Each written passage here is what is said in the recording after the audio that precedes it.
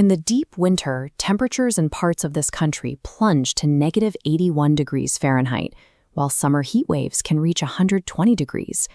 We often picture Canada as a quiet, predictable nation, known for friendly cities. Yet the vast majority of its landmass is a wilderness that will freeze an unprepared traveler solid. To understand how life persists here, we can map out a geography of coexistence. We can break the landscape into 3 distinct zones of extreme survival: apex, sub-zero, and kinetic. Why build communities and environments engineered to reject human life? Why do people actively seek out these places? Surviving out here is not about conquering nature. It is about reordering the logic of daily life to fit the environment's rules. On the subarctic tundra of Hudson Bay, the town of Churchill sits in an icy expanse, isolated from the safety of southern cities.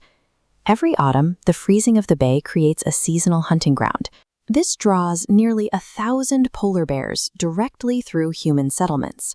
The residents adapt by changing their infrastructure. If you park your car in Churchill, you leave the doors unlocked. This provides any pedestrian caught outside an immediate escape route if a bear enters the street. This bear, rearing up against a heavy-duty bus, shows how thin the boundary is between human transport and an apex predator. An apex predator is an animal at the top of a food chain with no natural enemies. When a bear wanders too deep into town, it is placed in a specialized quarantine hangar known as the polar bear jail. The community holds the animals there until the bay freezes solid enough for a safe release. Churchill proves that resilience comes from bending human laws to accommodate the wild, rather than attempting to wall it out. In the Canadian Rockies, survival means navigating sheer vertical rock faces and breathing freezing alpine air. The turquoise hue of Moraine Lake is not a reflection of the sky. It is a physical suspension of solid matter in the water. Glaciers grind against bedrock, creating rock flour, a fine powder that washes into the lake and scatters blue sunlight. Nearby, decaying plants release methane, a flammable greenhouse gas. In the cold, these bubbles freeze into stacked layers as they rise. Reaching these sites require intense effort. Hikers carry heavy survival gear through sub-zero winds, fighting exhaustion for every mile. The Rockies attract humans because the focus required to stay safe among these hidden hazards replaces the static of modern life with a singular, immediate presence. That same raw power exists along the waterways, where the kinetic energy of the coast dictates the rhythm of life. This aerial view of Niagara Falls proves the staggering volume of the site.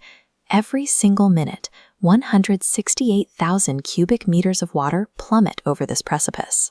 On the Pacific edge, winter storms in Tofino are so violent they physically warp the landscape.